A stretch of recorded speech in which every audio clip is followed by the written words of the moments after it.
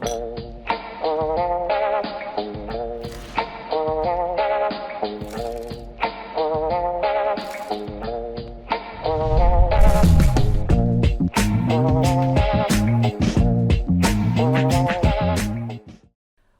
back, everyone. This is Coffee, Cocktails, and Capitalism. I'm Morgen Reynolds with Beyond the Trend, and today I'm here with Emily Cate of Monkees here in Vero Beach. Yes, Welcome. Hi. Good to be here. Thanks for having me. You are so welcome. We're so glad that you could make it. We are going to talk about all the things today, but for those who don't know, what is the easiest way to find your store? So maybe they can do some shopping while they're listening. You mean online or in person? Well, either way, really, tell us both. We're located off Cardinal Drive. We're in the pink building, just south of Riders, and we are online, but we don't do e-commerce yet. Mm-hmm. So everything can be done on Instagram, and you can DM us or call us in the store. Nice, yeah, perfect. So. And if you missed the part where Emily and I made some delicious cocktails, you're missing out, so go back and watch it. We kind of were thinking spring break vibes, right? So per Emily's suggestion, we have a delicious tequila drink here. It's so good. I still have a little of mine left, and I'm savoring it. Yeah, she's nursing it. Good to the last drop. There's a little jalapeno in there, a little lime.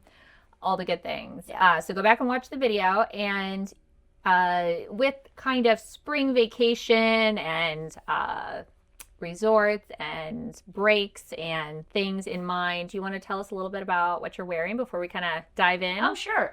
So I have on the brand Beyond by Vera. It is a very popular brand at our store and really across the country, but we get deliveries all the time from them, and they sell out immediately. So they have unique names and styles, and they have stories that go along with each print and with each style, and they're listed on the tag, and it's great. They're really, really greatly made and beautiful. I love it. It's gorgeous. Thank you. The color is super vibrant. There's a lot of detail and texture to it. And I love to be able to find things where you feel like you can go on vacation and there's probably not a lot of other people wearing it. But people know that you choose it with care, you know? Right. Yeah. And with this brand, but all the others, we only get a handful of it's like a limited sizes. Quantity. That's exactly right. Mm-hmm. So you're not walking around Vero and everybody else here has it. Right. So, yeah. Well, and that's why it's probably good to stop in often, because whenever there's a new shipment in, that's right. Get it while it's hot. And people come in all the time, and I feel so bad, but they come in all the time and they're like, okay, well, I'm going to think about it and come back. And they come back and it's gone. And there's nothing I can do about it. So. Well, we live and we learn. That's right. Next time. Hopefully they don't do that again. Right. Trust your gut. That's if you like it, just take it home. Get it. Get it and go.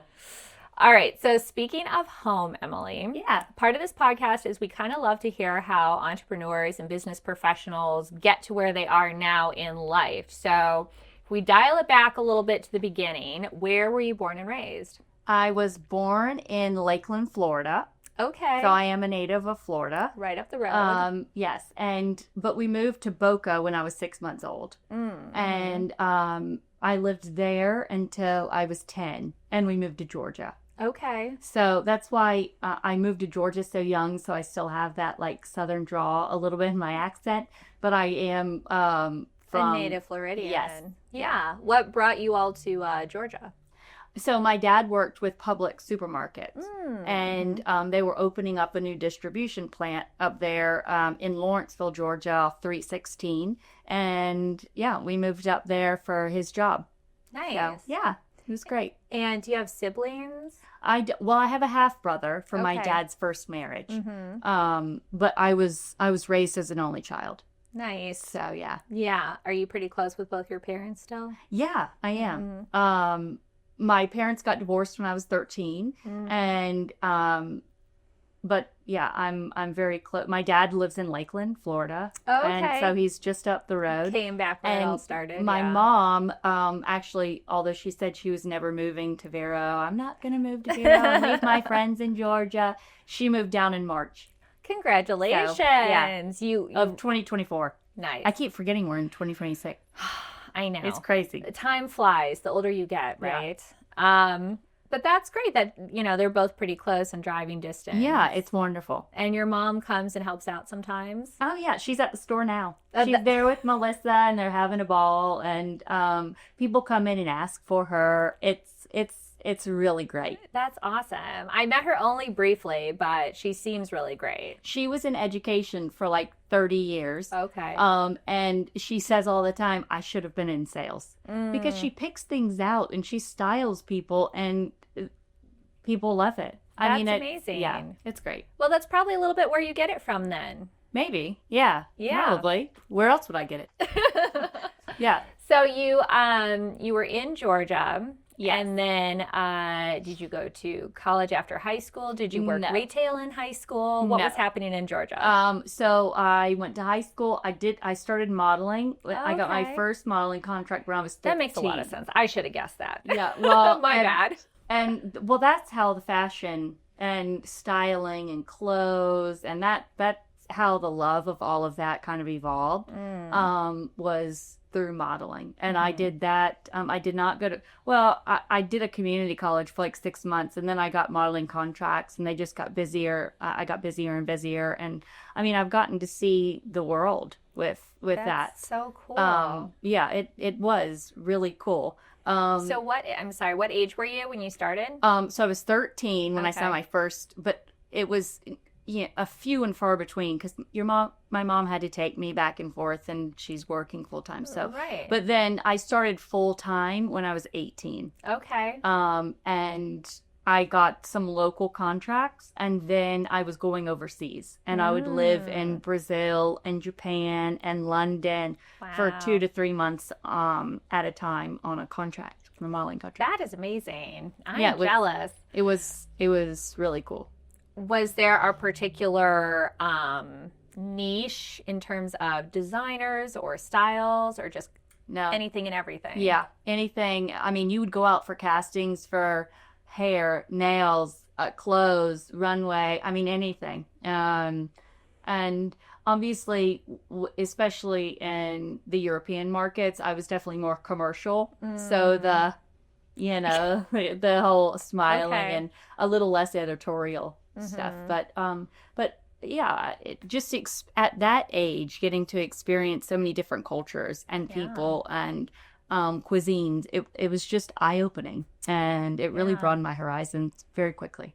It would, yeah, absolutely. Was there a particular, I don't want you to have to choose a favorite country, but was Japan. Oh, well then, that was easy. No, I don't really have a favorite. I loved all of them for different reasons. Yeah. Japan, I stayed the longest, and was definitely the best booking wise and work wise and monetarily. Nice. Yeah. How long were you there? 2.5 months. Okay. Yeah. Yeah. So, what were some other things you did when you weren't modeling?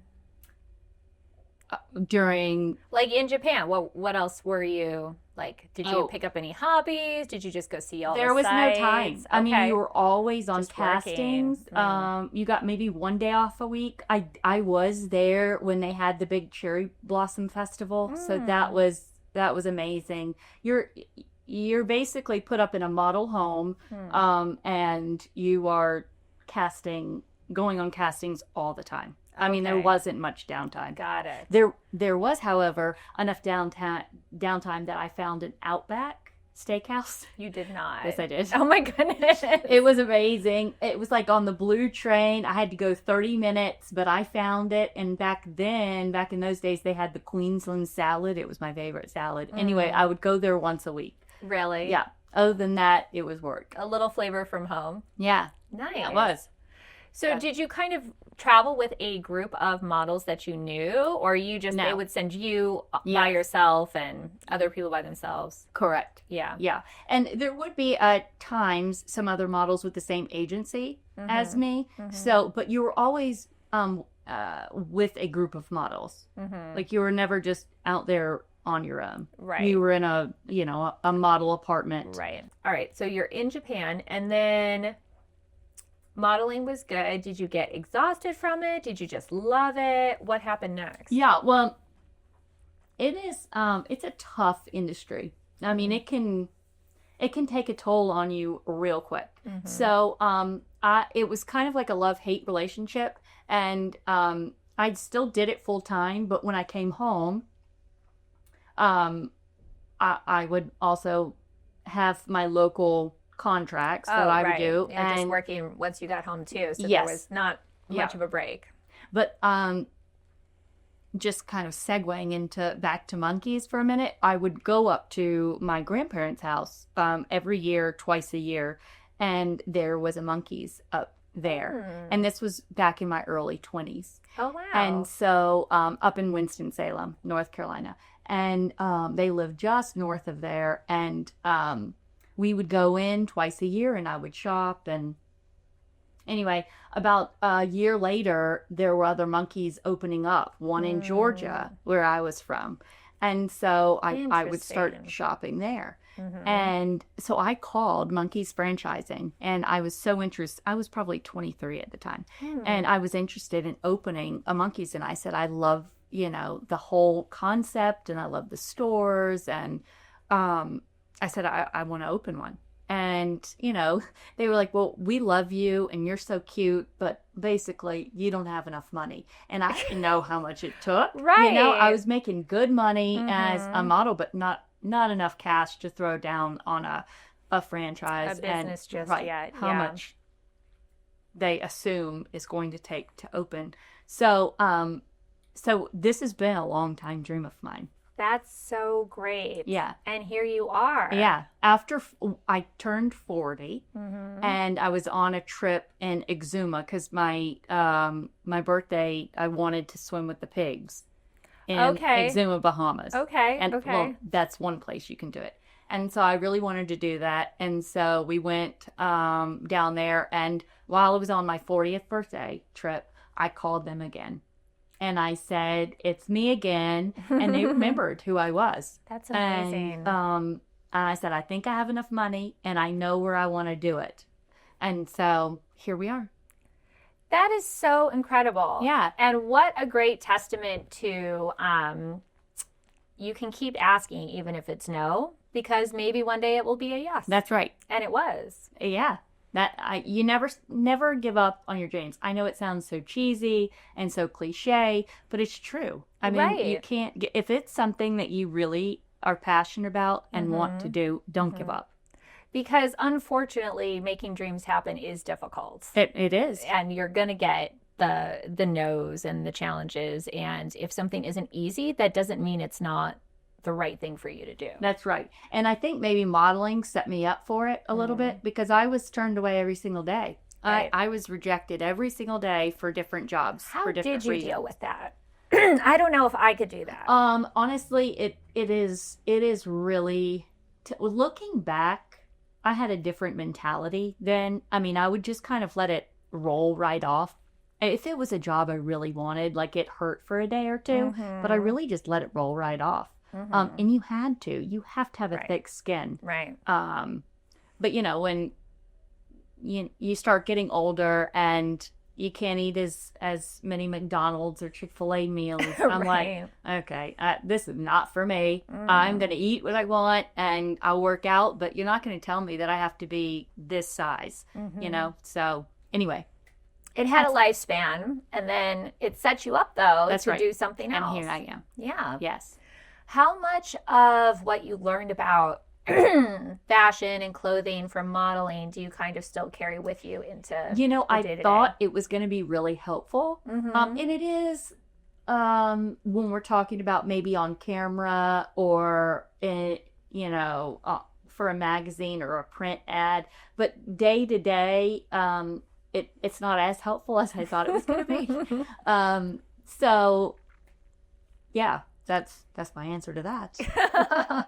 Well, because I think sometimes when we think we're going to go into a business, what we think we like about the business isn't right. everything that there is to the business. You have no idea what you're really getting into unless you've done it before. Right. And listen, I have never been in retail before. I had no idea what I was doing. And no one else in your family had run a store like this or anything, right? No. Yeah. Well, no, not in my immediate family, no. Yeah. So who did you talk to kind of get help and advice? Was that all kind of just coming from Monkee's corporate or? Well, Monkee's franchising, and then also they give you a list of all of the other Monkee's owners.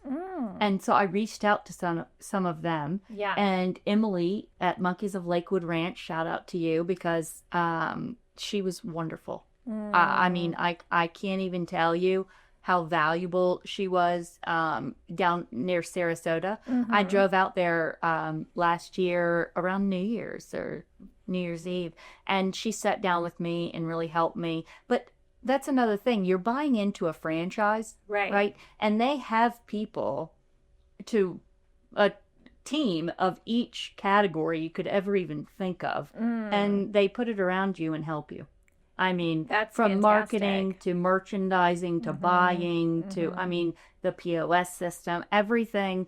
And that was one of the things, not only knowing the brand and loving the brand. Right. That was one of the things that I loved about buying into the franchise.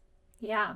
That you had that team that came with it. Yeah. I would have never known what like POS system to use, point of sale system to use. Well, because a lot of business owners, not to interrupt you, no. but they do. I see a lot of entrepreneurs and startups in my line of work, and it can be very overwhelming.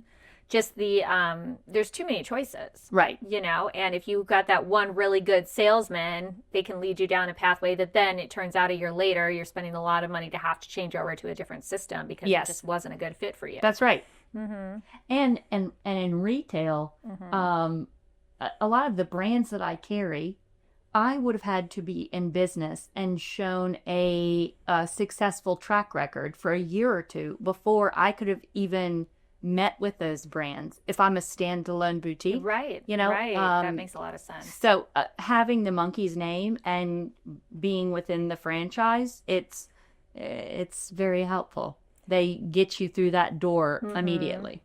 And it might be worth sharing for any potential franchise owners out there that not every franchisee with different companies has that same story. You know, if you're buying into a smoothie company and their franchise, they may say, oh yes, if you pay $50,000, we're going to have everything for you. And they may not really, or their team may not be as well built out. And so those are things that it's worth kind of looking into maybe. Right. And honestly, knowing the brand for so long and knowing the reputation, I mean, they've been in business since for a little over, it'll be 31 years this June. That's amazing. Good for them. Yeah. So do you know how many locations they have off the top of your head? Approximately 65. Okay, that's a lot. Maybe 63, 65. And come spring of 2026 this year, they should be 72, I believe. Wow. Yeah. So growing. Yeah. Growing every year. Oh, yeah.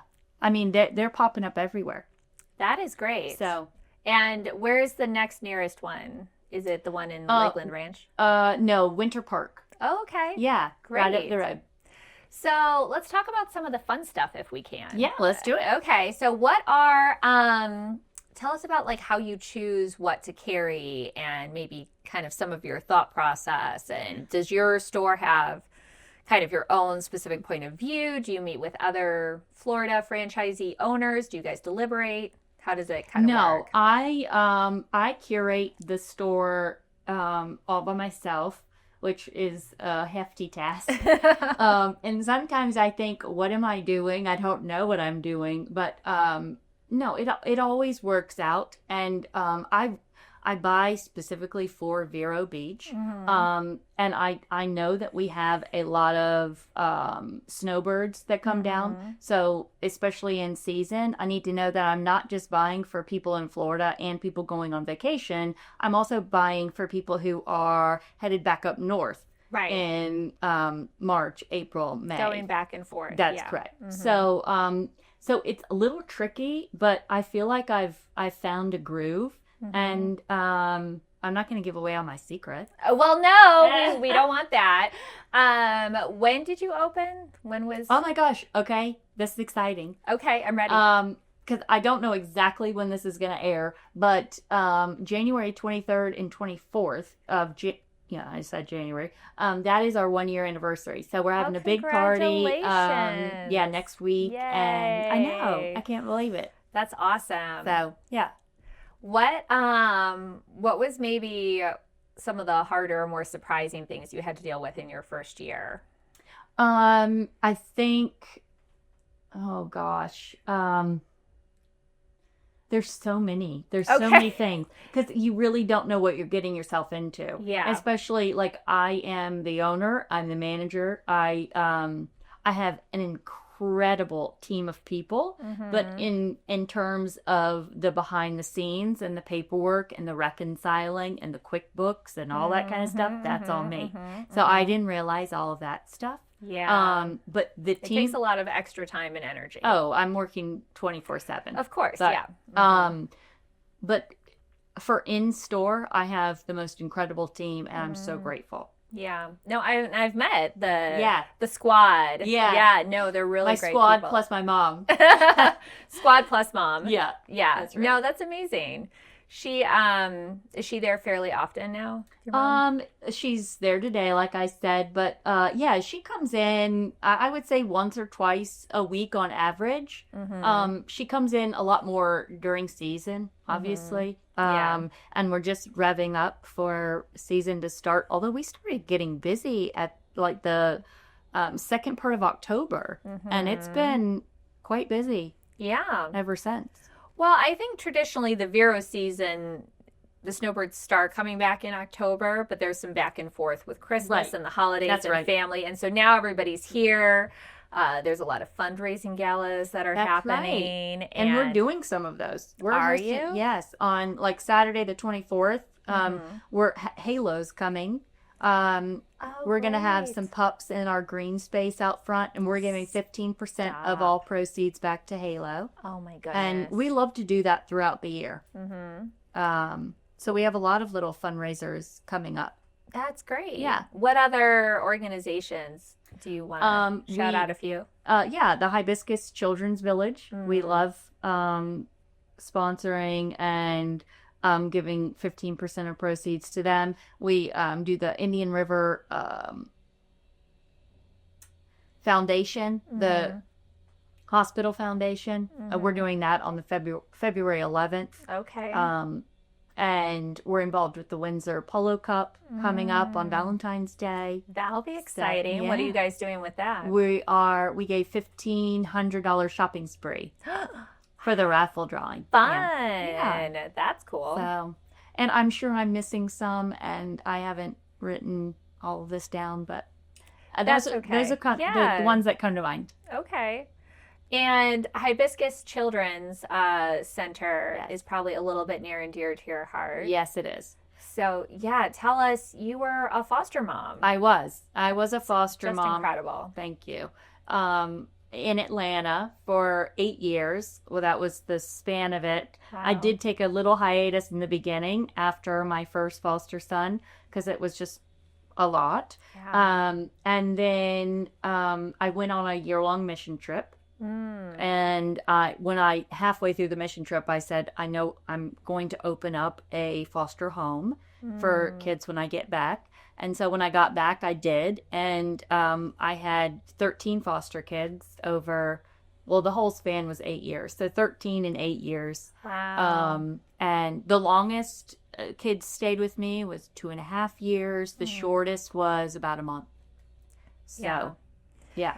I have worked with some families that do fostering and gone through some of the training and orientations and things like that. So there is a ton more to it than just loving those kids. People have no idea. It took me 1.5 years to get approved. Wow. There's like a 200-page application. You have to go through training. And I was single, so I was doing it all by myself. Wow. And my mom thought I was absolutely crazy. She said, I'm not going to help you. Don't call me. Oh my And goodness. then, I know, but then I got Dawn. And like within a week or two, she was like, I can babysit. I can I mean, she fell in love. And then the whole thing turned around. What prompted it to begin with, do you think? It's the weirdest story. I was driving up to my mom's house one Sunday afternoon. I had the radio on. I heard a foster care commercial on the radio about how there were like over 14,000 foster kids in in Georgia. And I was like, I have a great job. I have a roof over my head. I have extra space. I have love to give. And what am I doing? Wow. So that's kind of what happened with that. That's amazing. Yeah. It takes such a special person, I think, though, not only to kind of feel that tug, but then to really take action on it. Because like you said, it's a lot of paperwork, it's a lot of work, and it's an emotional roller coaster. Right. I was thinking, I mean, don't they need people? Why is it taking so long to get approved? But then I've also heard horror stories. So I'm so glad they take the time to get to know the people these children will be living with. Because, I mean, sometimes the children don't go home. Although that's the objective, is reunification. But always, yeah. Sometimes they don't. Right. So, you don't know how long you're placing a foster kid for when they're getting placed. Right. And same thing with adoption. That approval process is very long and arduous. But again, we have to do it, to protect them. So, yes. Yeah. Yeah. And do you keep in touch with any of them? 2 of them. Okay. Yeah, 2 of them I do. Yeah. And so, that's a special bond. It is. It is. Yeah. It really is. I wish I could be in touch with all of them, but some were too young. But yeah, it's nice that I at least 2. Yeah, absolutely. I think sometimes if you're the type of person who kind of gives a lot of yourself to a lot of different people throughout life, it can be hard to not have that through line. But one of my mentors always used to say to me, there's people who come into your life for a season, and you never know what you planted during that season that's going to bloom and blossom later. And that's what I'm praying for. I that's all I can hope. And everybody said, you're crazy. Like, you're going to just be devastated and I said, I'm an adult. I know I have the tools to handle when and if they go home. And that was the whole plan. I was never planning on adopting. But kids don't know how to deal with that. Like, I can figure out and cope and have the tools to properly or in a healthy way. Thank you. Yes. In a healthy way, cope with them leaving. So anyway, it was after my last son left, he went to a therapeutic home, a home that he needed to be by himself, and I just wasn't equipped for that. And that's when I decided I'm gonna take a break, and I moved to Vero. And here you are. And here I am. How did you find Vero? We had some family friends move down here almost 5 years ago, I guess now. And so my mom would come and visit all the time. Okay. And she said, Emily, you've got to come visit Vero. And so the second time I came down to visit, I put a contract on a home. Did you really? Yes, and I found my space. Wow. And I called TP Kennedy and I said, I'm going to be down there in 2 weeks. Please don't lease that space before I get down there. I want it. I want it. So, and did he hang on to it for you? Well, I'm sure he would have maybe leased it if something came along. But it was waiting. No, it was a whole God thing. It was meant to be. Meant to be. Yes. Yeah. No, I believe a lot in that. If it's for you, it will be there for you. That's right. Yeah. So, yeah, and here we are. And it's been a crazy whirlwind. It's a little bit of a whirlwind, I was just going to say. Yeah. But I wouldn't want it any other way. Right. Well, it seems to be working out pretty well. I have 0 complaints. I mean, it has been the community of Vero Beach, the quaintness, the culture, the arts. I mean, everything. Yeah. It's a been very special community. So lovely. I really, and the traffic, although people complain in season and the restaurants, but I coming from Atlanta. Yeah. Okay. This is a dream. So. Likewise, from Chicago, right? Oh, yeah. I feel, yeah, you but know. See, I've been here 8 years now, and I'm a little spoiled. So, you know, you get comfy over the summer, and then the snowbirds come back, and you a little bit start to grip your steering wheel, and then I just have to remind myself, Morgan, it could be so much worse. That's right. That's right. Yeah. So what's kind of, you know, over the next few years, what do you hope will kind of happen with the store and everything else? I don't know. I'm letting it up. I'm just kind of giving it up. I'm going to work as hard as I possibly can, build it, and see where it kind of takes us. See where it goes. Yeah. I don't have any specific goals in mind. Okay. That I'd like to share. That's fair. Okay. That's totally fair. You got to keep a few secrets, right, to yourself. Yeah. Well, everybody needs to come find you. Yes, on Cardinal Drive. Please do. Come find us. Yeah. And as you said, there's some bourbon waiting for the gentleman who just maybe want to tag along for fun. And we have a big TV in there, so we always have games on. And we had a mom in over the weekend. I was telling you earlier off camera. Yeah. We put some cartoons on the TV. We have, we're just an entertainment center. Well, shopping is meant to be a pleasure, right? It is. And sometimes I think some spaces cannot feel like that anymore, you know? And it's great that you kind of brought back the holistic experience so that it can really feel like, you know, whether you have an hour or an afternoon, it can be a little bit of an escape maybe for you and whoever you're bringing with you. And it's supposed to be a place of laughter and joy, and that's what I really think that we do really well at. And we have great stylists, and we just I hope that when you come and visit us, you'll see. Yeah, you'll see. All right, everyone, go visit Emily at Monkee's on Cardinal Drive in Vero Beach. You can find them on Instagram and all the social media too. Follow everywhere. And tune in next time. We'll have more cool chats like this. Emily, thank you so much for coming. Thank you, Morgan. This was great. Yeah, this was fun. Thank you. Thanks, everybody. We'll see you next time. Cheers.